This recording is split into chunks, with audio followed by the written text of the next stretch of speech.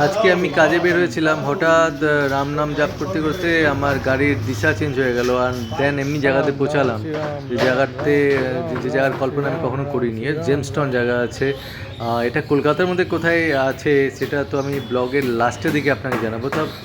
তাও আপনি ব্লগটা দেখতে থাকুন।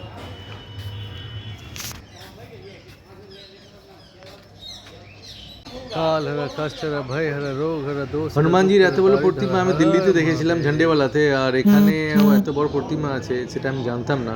আপনার ব্লগটা দেখতে থাকুন, খুব ইন্টারেস্টিং ব্লগ আছে এটা।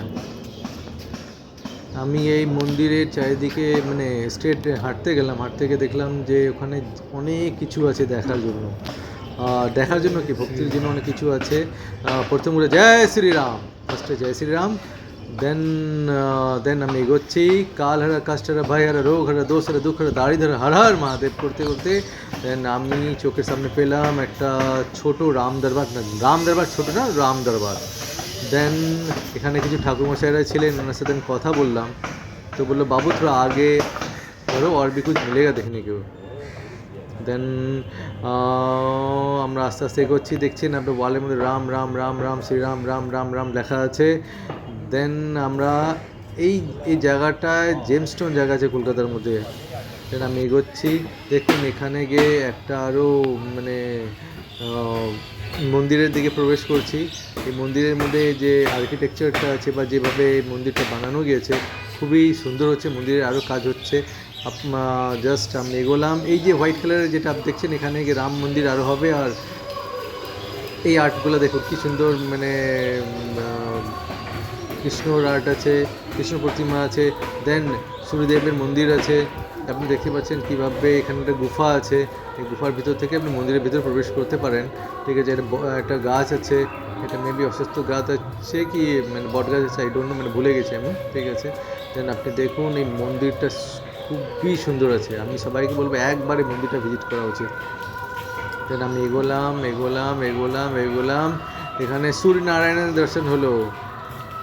সূর্যনারায়ণ নিজের 7টা ঘোড়া রথ নিয়ে আছেন। দেন আস্তে আস্তে আস্তে আস্তে ভিতরে একটা মন্দির আরও আছে। এই মন্দিরটা খুবই ইন্টারেস্টিং। এই যে মহাদেব এখানেও আছেন বিরাজমান, দেখুন রাধা কৃষ্ণর মন্দির আছে। তার পাশে এগেন আমাদের প্রভু শ্রীরাম, মাতা সীতা, ভগবান লক্ষ্মণ আর বজরংবলী, রাম দরবার আছে। আমি অনেকদিন ধরে লক্ষ্মীনারায়ণ মন্দির খুঁজে পাচ্ছিলাম না, কিন্তু এটা খুব ইন্টারেস্টিং জিনিস আমি পেলাম এই আজকের এই ব্লগের মধ্যে, যে এই ঠিক রাম দরবারের ঠিক পাশে একটু একটু এই যে রাধাকৃষ্ণ আপনি দেখছেন। দেন আরও আমরা এগোচ্ছি, এগেন আমরা দেখছি রাম দরবার। দেন যেটার জন্য আমি অনেকদিন খুঁজছিলাম যে লক্ষ্মীনারায়ণ মন্দির কোথায় আছে, এখানে ভগবান বিষ্ণু মাতা লক্ষ্মীর সাথে বিরাজমান আছেন। দেন আপনি দেখেন এখানে জগন্নাথ দেবের মন্দির আছে, খুব সুন্দর এটা মন্দির আছে, এখানে ভক্তিময় জায়গা আছে এটা। দেন মা কালী। দেন ঘুরছি আমি খাটু শ্যাম বাবা।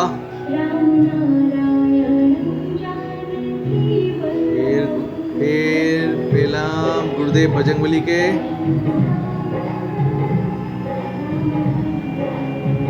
জয় শ্রীরাম। এগেন মা দুর্গাকে, মা জগদম্বাকে, এটা জগদম্বা মন্দির। দেন এটা একটা মন্দির আছে যেটা আদি শক্তির মন্দির আছে, এখানে গিয়ে আমি পুজো দিলাম। দেন এটা বাবুসার মন্দির আছে, মাতা লক্ষ্মী। আর এটা হলো শ্রীরাম মন্দির। লোকেশন কোথায় আছে জানার জন্য আমার ব্লগের মধ্যে পোস্ট করুন।